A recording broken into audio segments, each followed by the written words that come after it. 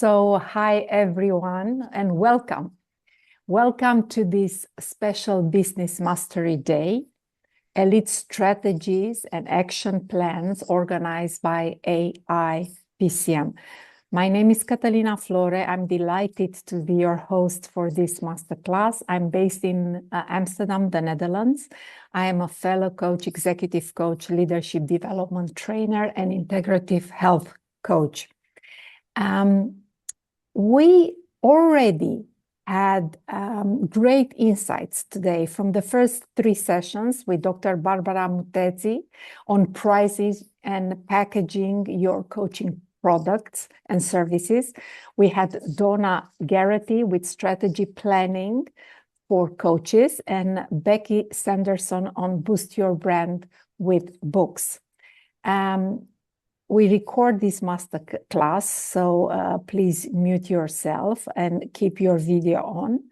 I really invite you to grab your pen and paper, sit back and listen and take lots of notes because you are in for a treat. Please check your Q&A at the end.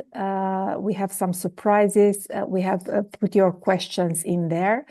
And remember the CPD, continuous professional development, jog your learnings and actions that will arise after this wonderful session that we have for you. We are diving today in the next hour into a question that sits at the heart of every impactful coaching business. Who are you really here to coach? And we are joined by a wonderful lady, Chloe Gosiewski. She's a qualified life coach, marketing expert, and self-proclaimed world's biggest dog lover. Here we have a competition, Chloe, and she admits that she was probably a dog in a past life. Chloe 100%. Has advanced diplomas in both life coaching and marketing, and additional training in NLP, positive psychology, and meditation. And she brings a powerful, purpose-driven lens to her work.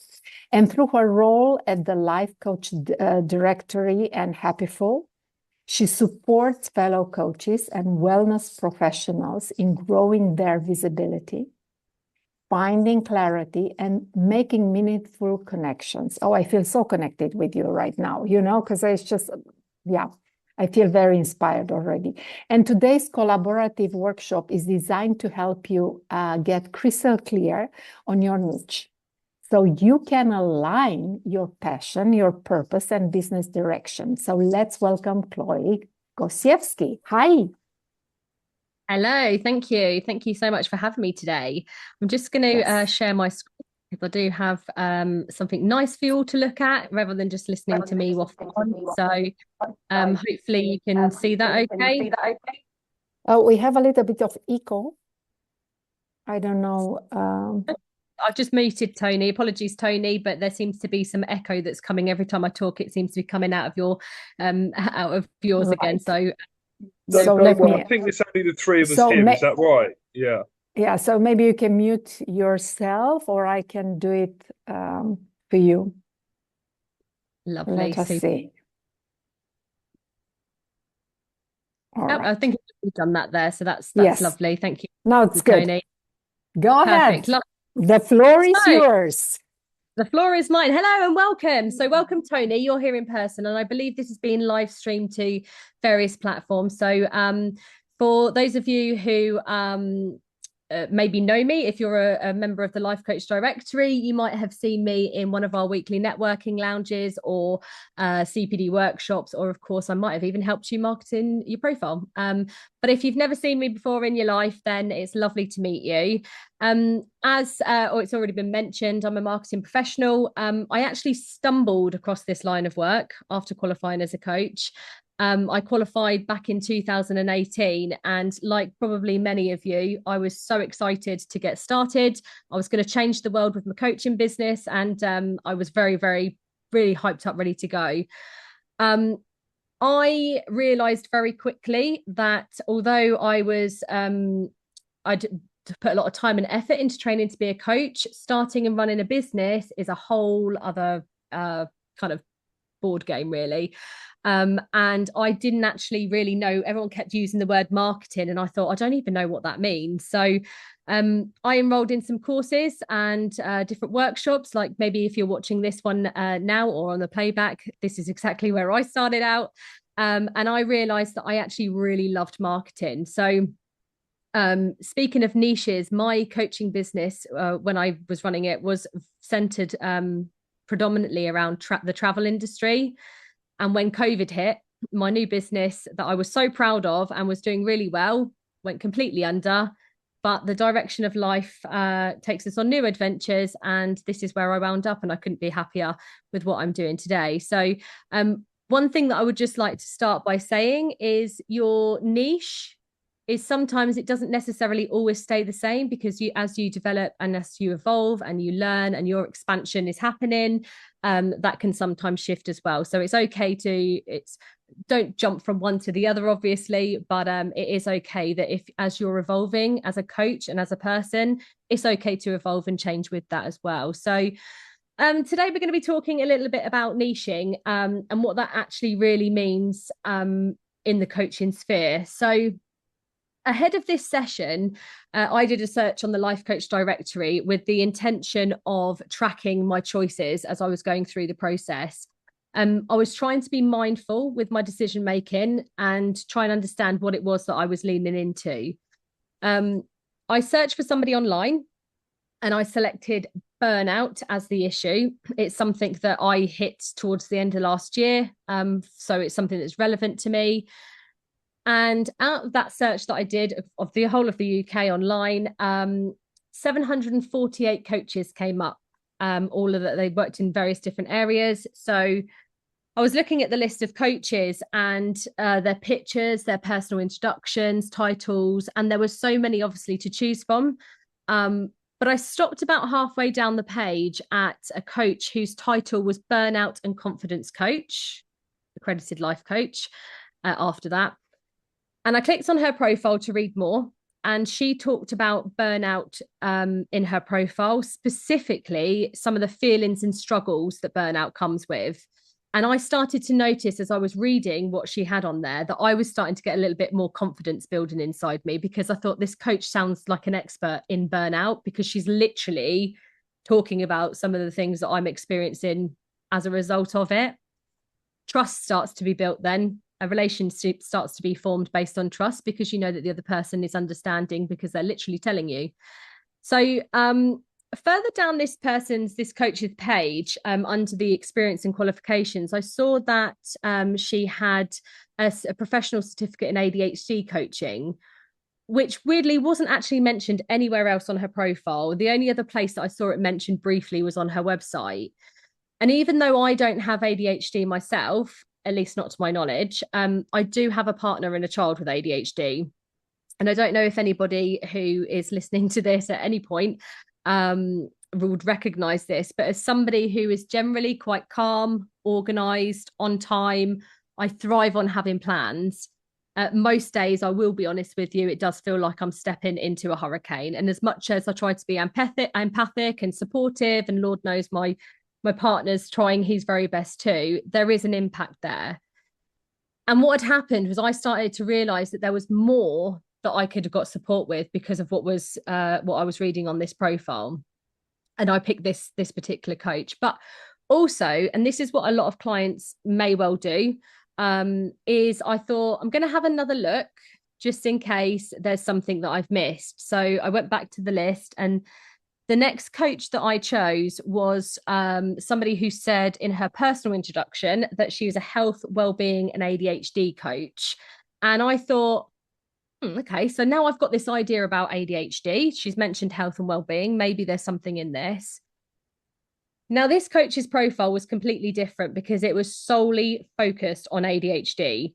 specifically those with ADHD. So my instant thought looking at this as a client was, this isn't right for me because I don't have ADHD. And I don't really want to say to this coach, oh, my partner's change plans, they change like 50 times a day and it's really, exhausting me. Just in case, a couple of reasons that I felt maybe the coach might make it about the other person, or maybe they might think I'm mean because I'm, not being, because I'm whinging about it. But that was my thought process. So as somebody who was looking for help, I was really trying to find something that made sense to me and what I was looking for. Now, somewhere in our directory and all directories and anywhere else online, there is going to be the perfect coach for me and somebody that can help me with exactly what it is I need.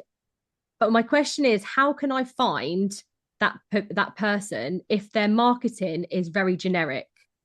If they're not telling me exactly who they are and how they're going to help me, how am I supposed to find them? I will touch a little bit later on some SEO, the relevance in terms of niching for not just human connections so people understand, but also from an SEO stance as well. So what does niching actually mean then in coaching? So it means clearly defining who you help and what you help them with. Unfortunately, people don't just wake up one day and think, ooh, coaching sounds cool. They actually wake up with a desire for something to be different, something to be better. And each person has their own experiences, challenges, beliefs, and understandings of their world and themselves. So unless you're a coach yourself, which I know you all are, but your clients are not, unless you coach your clients are other coaches, then you little slightly different approach that you would take there, because they maybe might understand some of the language that you use. But unless you're a coach yourself, you wouldn't necessarily understand that coaching skills can be applied in pretty much any situation. They have a problem and they need a solution. The problem is very important because that's the emotional driver. The solution in this case for coaching is the logical route out of said problem. I started this workshop today by talking about burnout and how I looked for a coach to help with this. And I noticed that I was looking for some reference to what I'm actually experiencing and the reason I'm wanting and actually needing a coach as well, somebody that can help me. So most people, by the time they get to you, they have been surrounded by people who just don't get it. So they want to see something that says, hey, I get you, I can help you. But the issue with that is just saying to somebody that I get you isn't enough. What exactly is it that you get? And it's not, niching isn't about excluding people at all. And it really is about being recognizable and making it easy for the right clients to say, that's me. It's being so clear on your own mission that other people, your clients, quickly understand why it is that they would work with you. When I first qualified as a coach and I started my own business, I worked with a business coach who specialized in small businesses, and I chose him over the other option, the alternative, because the other person looked like in their everything, all their communications, their online marketing, etc. It looked as though they worked with large corporations. And I ended up thinking, well, I don't think they're going to want to work with me, just let alone me and my little business, if their clients are multi-million-pound companies. Imposter syndrome, maybe.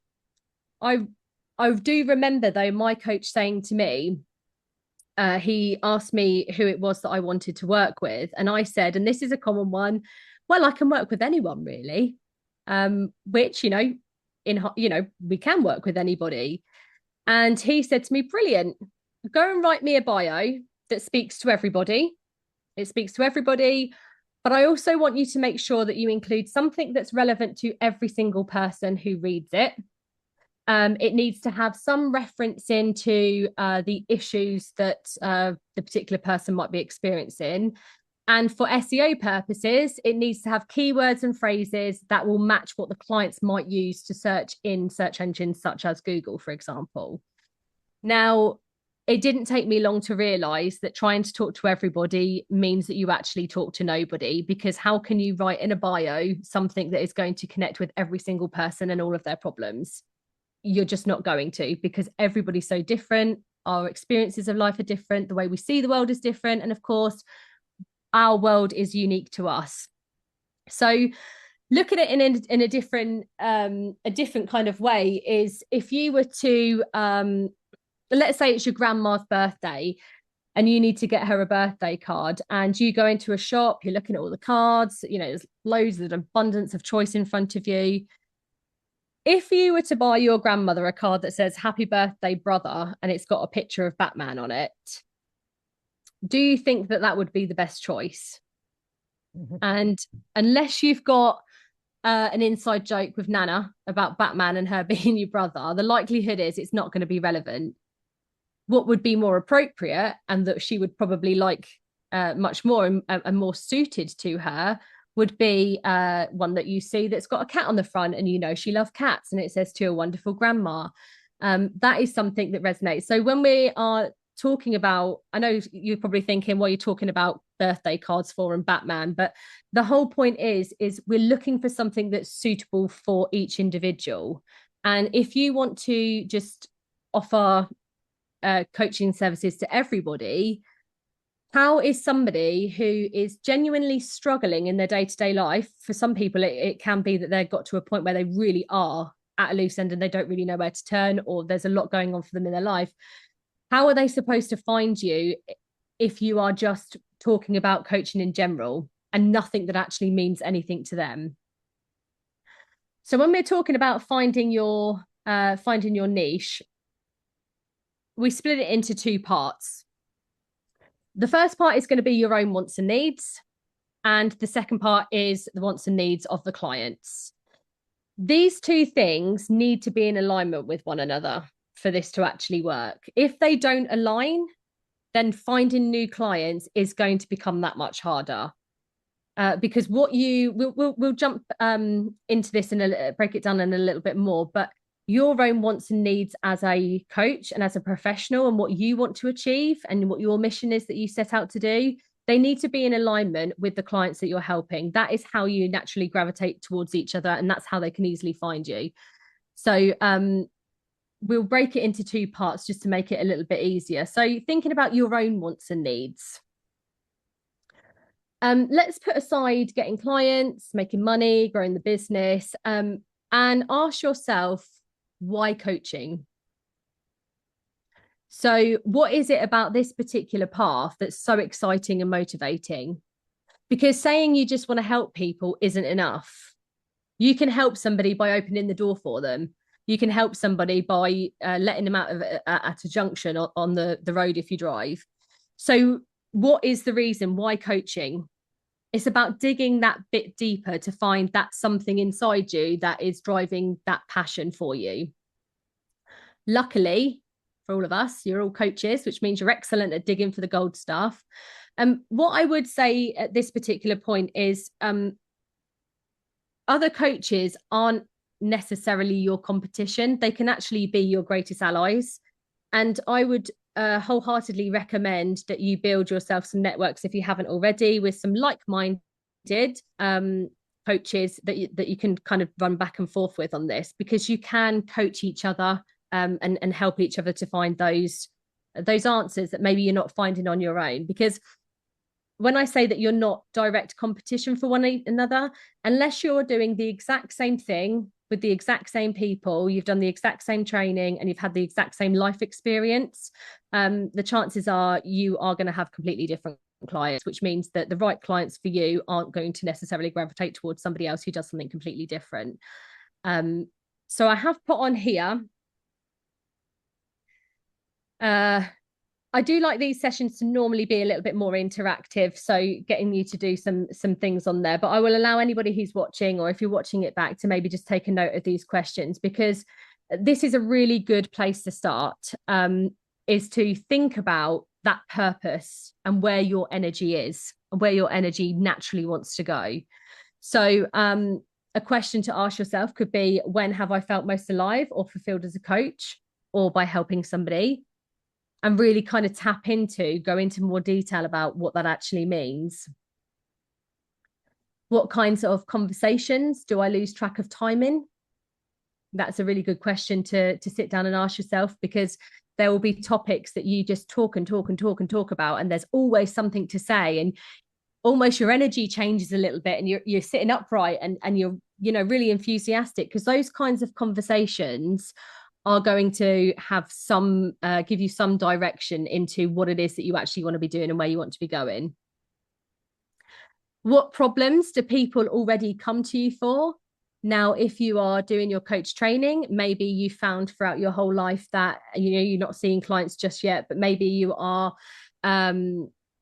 you found that your whole life people naturally come to you with that's how a lot of people end up winding out in this type of work, is because they've been naturally doing it beforehand anyway. So what kind of problems do people generally tend to come to you for? There is a little bit of a key in this, because if you are already working with clients and you've got clients, for years or months or however long it is that you've been doing your coaching business, if you think about the language that clients use when they very first get in touch with you, if you think about in their first inquiry they send, or the first session, discovery call, what problems in their language do you generally tend to see quite a lot of? Because there's going to be something in that for you.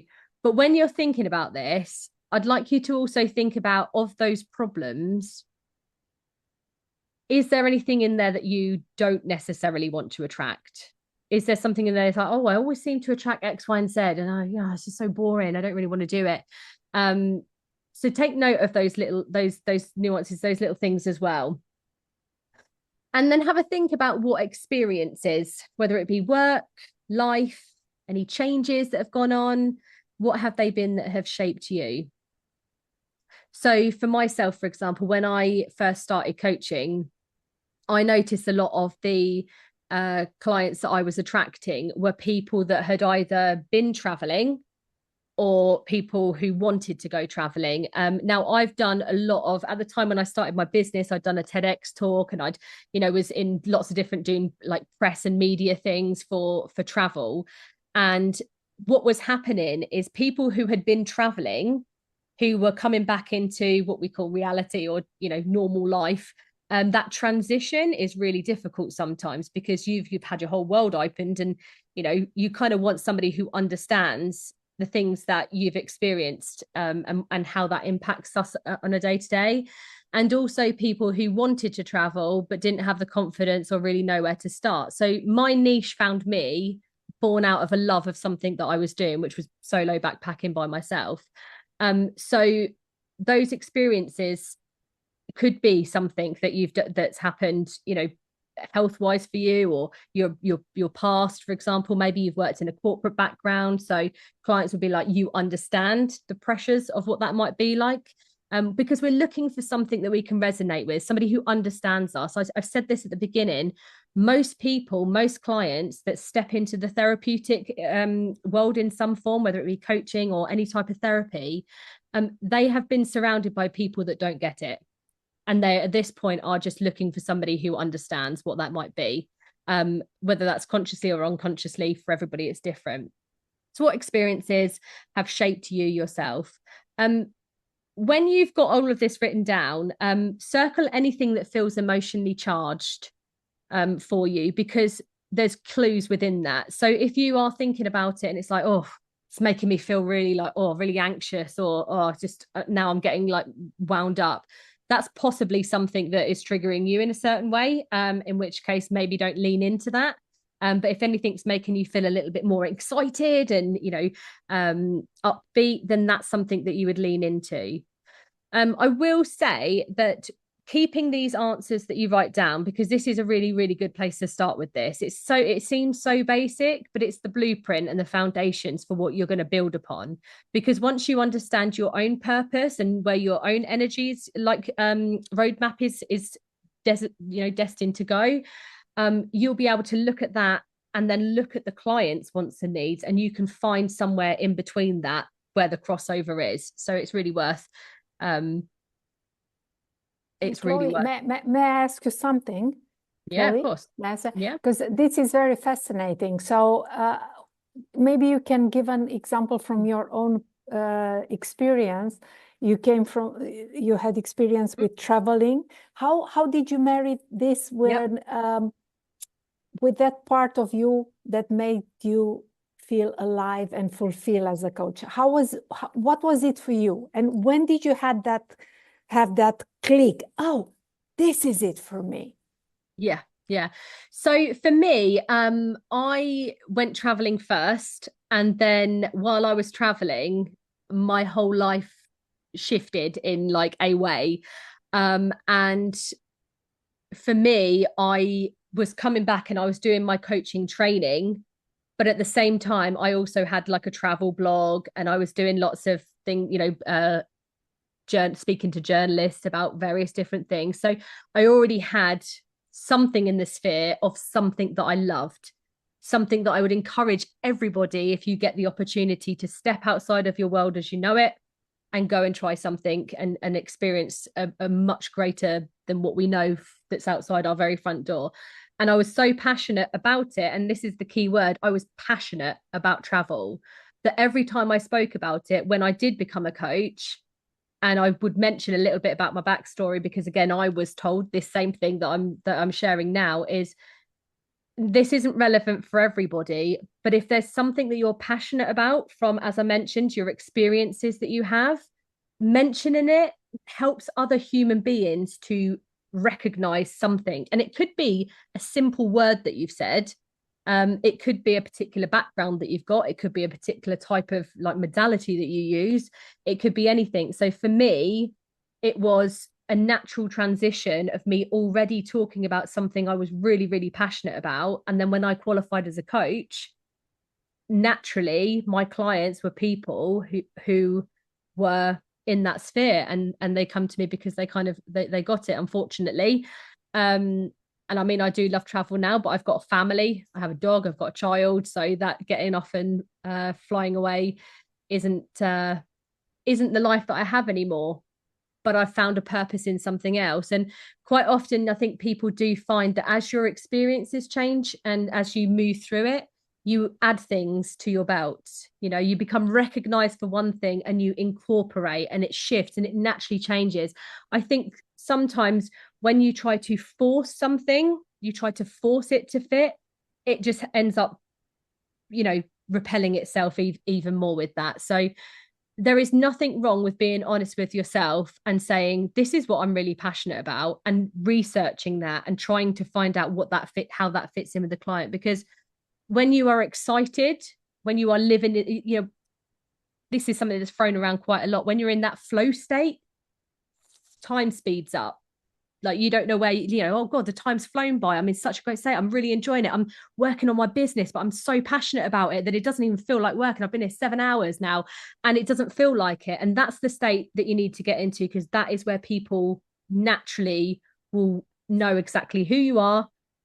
They will be excited by the prospect of change happening for them, because let's face it, people don't just come to coaching because, willy-nilly. There's a goal there. There's something that they want to work on, and there's things that they need to, they want to change. So they need to feel confident with that. So for me, it was a natural transition which followed on from following a passion, something that I got really excited about. I will be honest with you, I tried business. I thought, oh, I'm going to be a business coach. Didn't get any clients for that, because it's yes, I started a business, yes, I talk about business all the time, but my passion wasn't there, so I wasn't attracting the clients for it. Something that I love, marketing, I do very, I love the work that I do on a day-to-day basis, and I have the most amazing conversations with the most incredible people, but it comes as a result of me doing something that I love and trusting what I love. So coaching is what you love, but what's the reason why coaching? Why is it that you want to do that? What is fueling that passion for you to do that? What areas, what else are you interested in? So I think lean into your passions more than anything. Yeah. Is that particular question? Beautiful. Lovely. Super. Lean into your passions more than anything else. Yeah, absolutely. Beautiful said. Lovely. So then we move on to the part 2, which is the client's wants and needs, which is the other part of finding that balance. So when somebody is feeling a certain way, perhaps they want something to change, they've got a specific goal in mind. Some people don't always necessarily know what they want help with. Maybe it's just that they feel stuck, or they want to feel better, or, you know, for people don't necessarily always know what it is, but sometimes they will have a clear vision of what it is that they're looking for. What happens is they then go on what we call a research phase, where they're trying to learn and understand a little bit more about what's going on for them. So they can do this in lots of different ways. It could be reading self-help books, articles, doing Google searches, speaking with friends and family and colleagues, and for some it even might be going to see their GP. But at some point along the way, they are going to get to a place where they think, or they realize, I can't do this by myself. I need somebody to help me. So then what they're doing is they're looking for somebody who they believe can help them with what they believe their issue is. I will just say that sometimes what we think our problem isn't necessarily always what transpires as we go through, as everybody knows this anyway. I'm sure you've come across this many times with your clients. But we have to talk to the client about the issue that they believe. Because if I said to you, I'm looking for a burnout coach, as I mentioned at the beginning, I was looking for somebody to help me with burnout. I have then seen a profile where it's talking exactly to me, and I'm understanding it because I'm like, this person gets it. They're literally telling me what I'm experiencing. And then I'm going to go on to read the profile just to see that there's a reference for ADHD. I wouldn't have gone looking for that, but actually that's quite useful. What's attracted me to this person is the clear messaging. I offer burnout and confidence coaching. That is my speciality. That is where I'm passionate about. Now, when I was doing the coaching in the travel side of it, it was never about travel. The conversations came up and it was fun to talk about them, but it was always be for things like confidence, or there would be various different things about setting goals. And I think even one client I worked with, because they wanted to sell their house and move to a different area.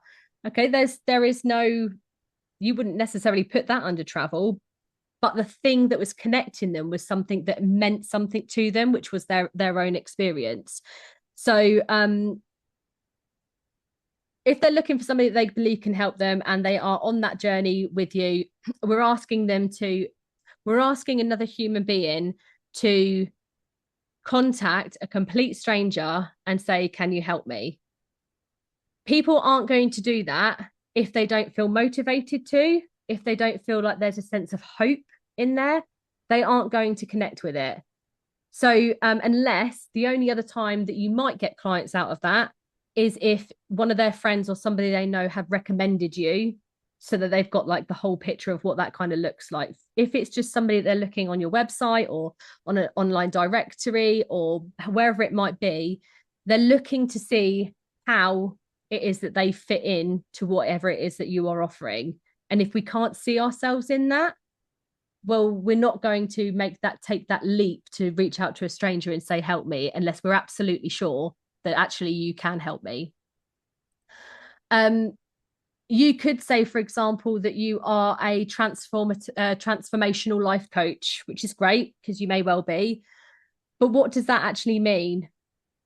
How do I know, not me personally, but how do I know if I'm a client that I need a transformational coach and not just a life coach? Client hasn't done any coaching training, so how will they know that this is the approach for them? Honestly, it's going to be in simple language that means something to the client.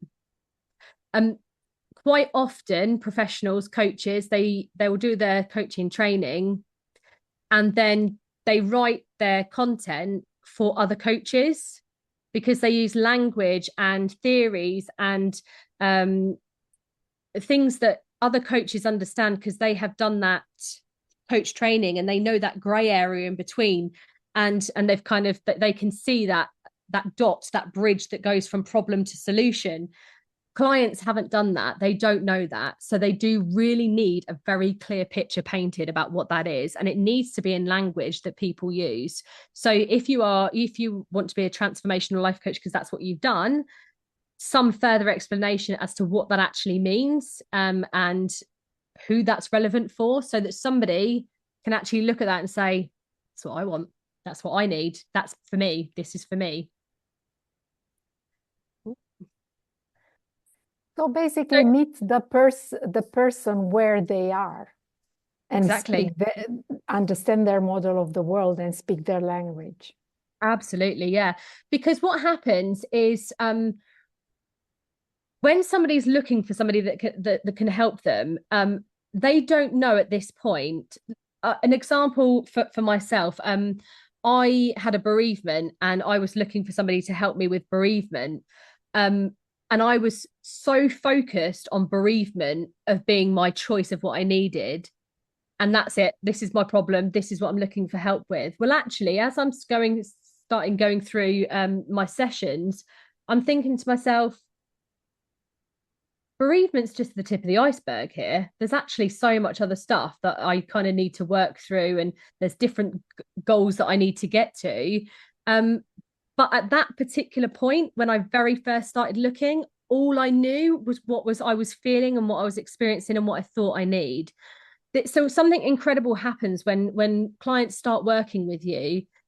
Things, as they're going through that journey, their awareness changes, things shift, they start seeing things differently, new things come to the surface, new things for you to work on, and things change.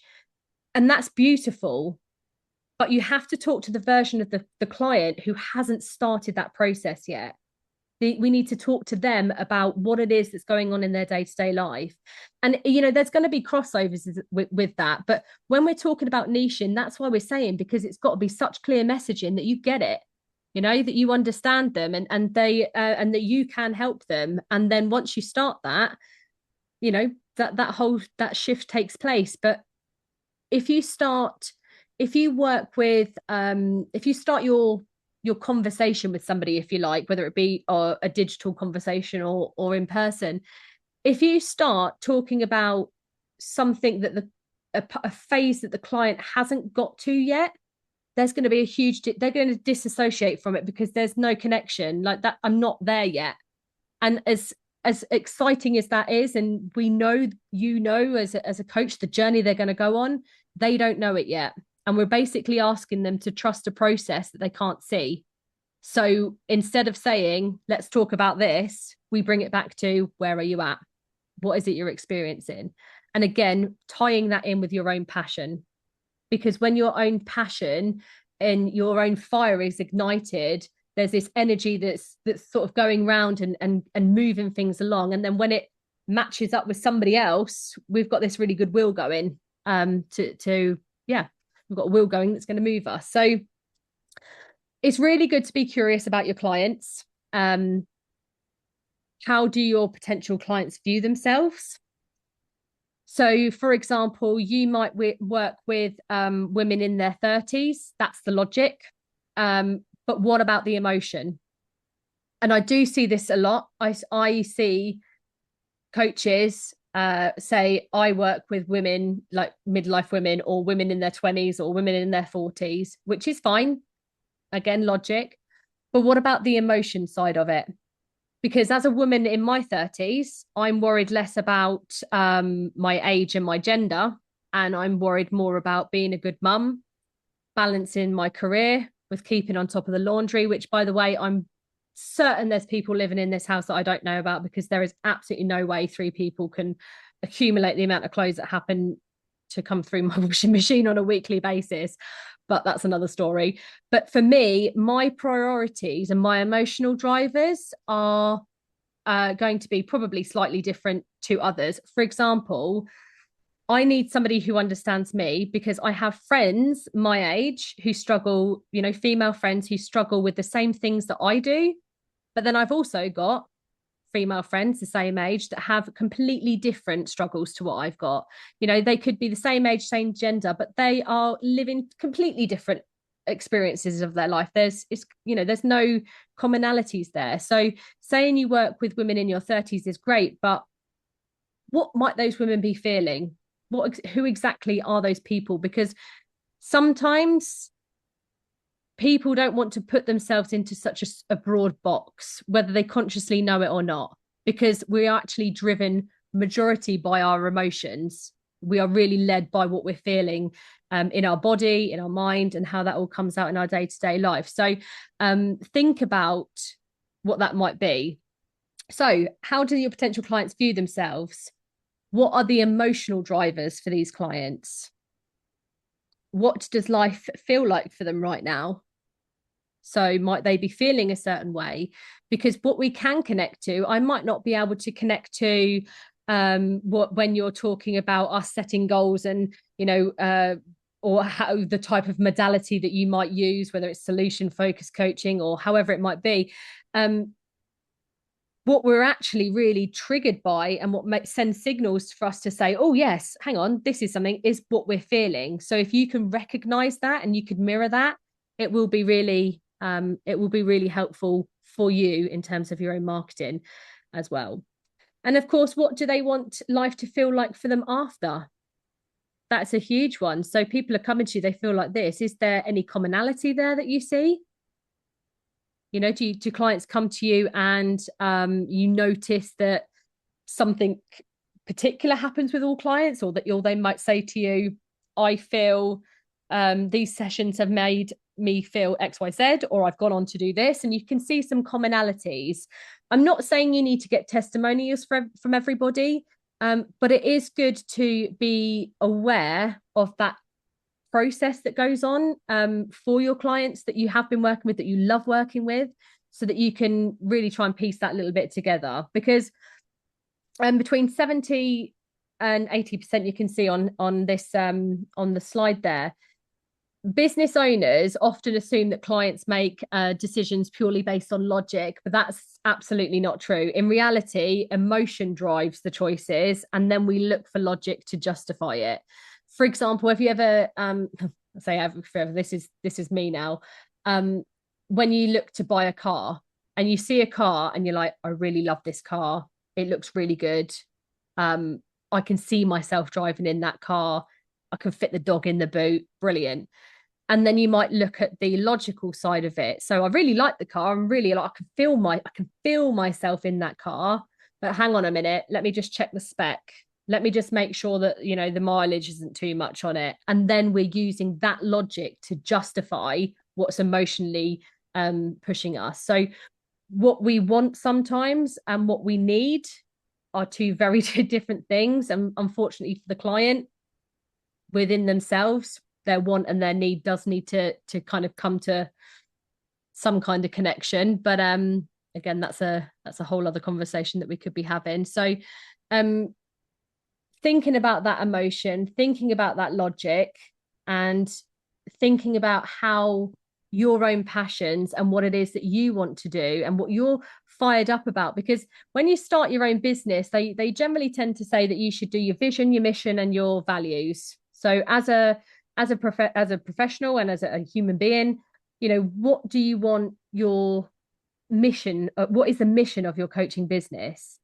And I would say at this point, it's time to really dig deep into what you're passionate about.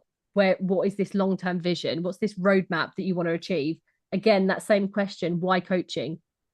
Is this the only way? Why have you come to this particular profession right now to do this work with these people? What is the purpose behind it? And keep bringing it answers back to that question. Self-coaching, or again, I'm a huge advocate for community. If you've got peers, part of your membership with your professional body or with anywhere else, try and form yourself some groups of people, because there's a couple of other things of why this really works for you. Not only does it help you to bounce ideas and see where your strengths are and to find that, it also helps with building up some strong referral networks.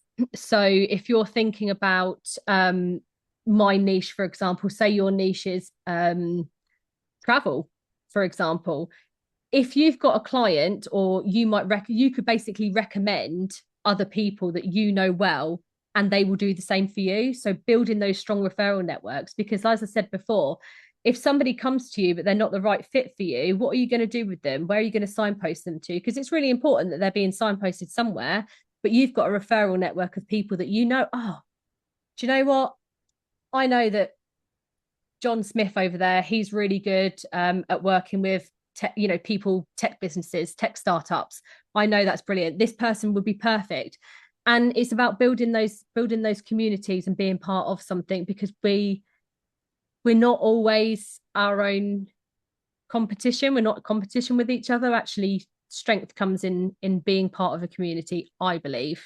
And I have seen the results of that. So yes, that's something to think about. So yeah, any questions about anything that I've said so far on that?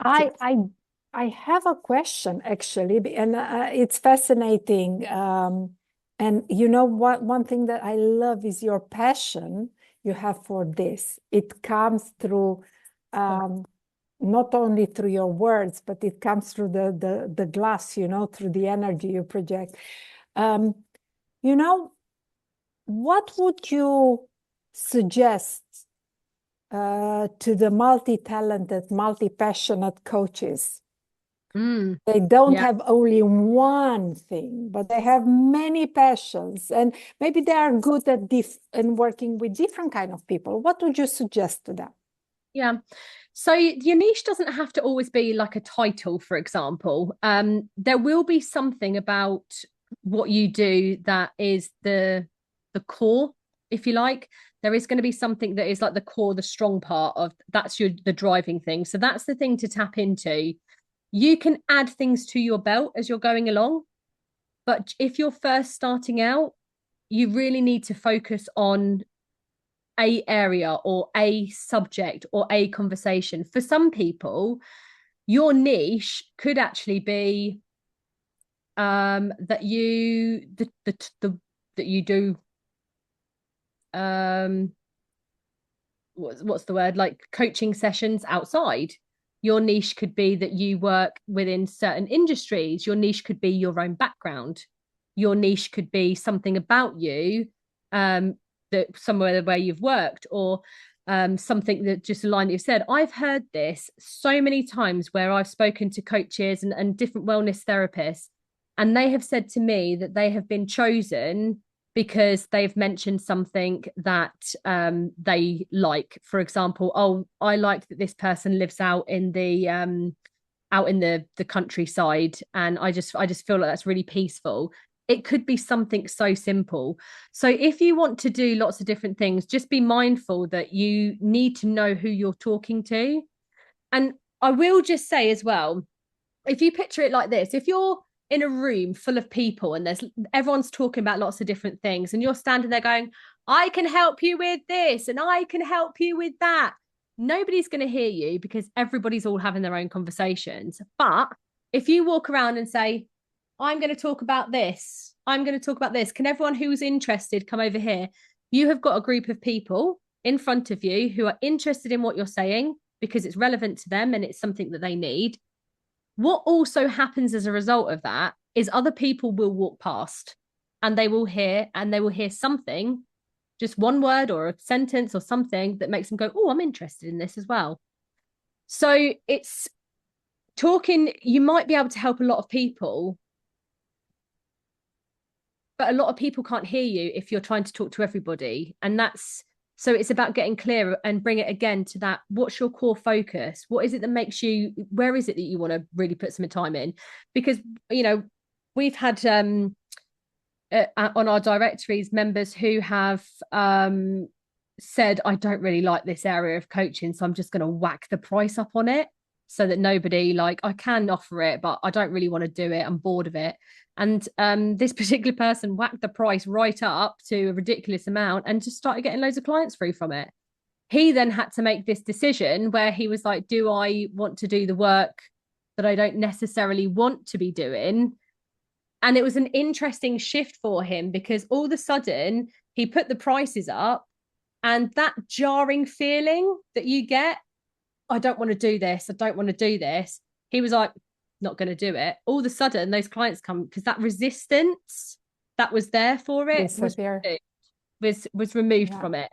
And then he had the odd, do I want the money, or do I want to do the work that I don't want to do? And that was his own internal battle that he had to work with. But I do feel quite strongly about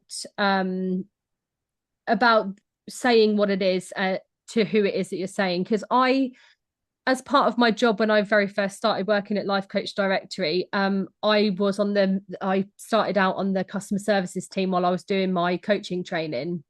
And I took a lot of calls from members of the public. And I will say that there is real distress that happens and confusion, because they are looking through what seems like hundreds of coaches, but they can't find the right person. And a lot of the work that I do with the Life Coach Directory is I do a lot of our networking. So I get to meet a lot of our members, and I know, and I have come across it a few times where I've had to call them and say, somebody's just called in looking for a coach to offer this, but you've not mentioned it on your profile. But every single week that you come in, you talk about this. This is something that you're passionate about. And I know that you'd be able to help this person, but you've got no reference to it on your profile whatsoever. So yeah, in answer to you, I've gone in a big roundabout way with that. But in answer to your question, find a commonality between the areas that you want to work in and work with that. Otherwise, start with one. And then once you've become recognized for that, you can add to that. And just remember that just because you don't talk about something doesn't mean that people aren't going to pick you. And I'll be completely honest, some people might pick you because of your niche or because some wording that you've said. They might pick you because of the way that you work, the type of service, the type of modality, or how you use your coaching skills. For others, it might just be they like your profile picture.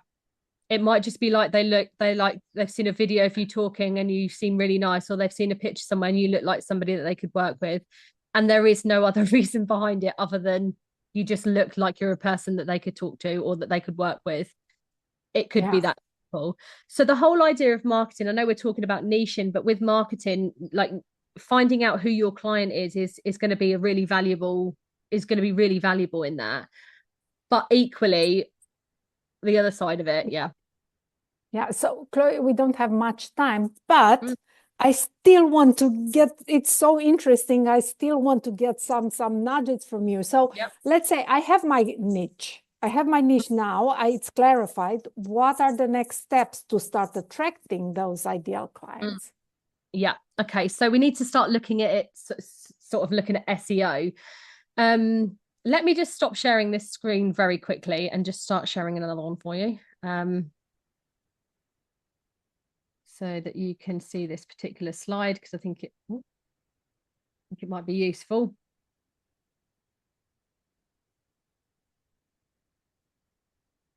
Okay, apologies, I know we're running out of time. Okay, so when we're looking at online, for example, most people are looking for somebody in a digital world, which means that we need to be thinking about how we can be shown up in the digital world. And a lot of that is going to be through how search engines find you, and what it is that people are looking for. So generally speaking, once you know your niche and you know the language that your clients recognize, you will need to then start thinking like the client, and thinking about, I don't know, for example, what's the problems that they're facing? Is it that you want to work with career coaching, for example? Brilliant. Career coaching is actually vast.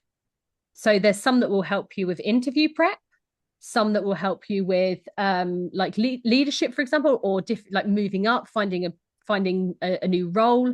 There is lots of different areas within each sort of field, and you really kind of need to narrow that down a little bit, or at least talk in the way that people can understand. So thinking about the problems that they're facing, and then using the language that they would use. So most people, let's be honest, would start on a search engine like Google to find somebody, if they haven't come across you in another means. If they've come across you because they've seen a video or you on social media, which is something certainly everybody can do, if they want to. if we're looking at it from a Google search point of view, which a lot of people will be like, oh, I need help with XYZ, is your content going to be found?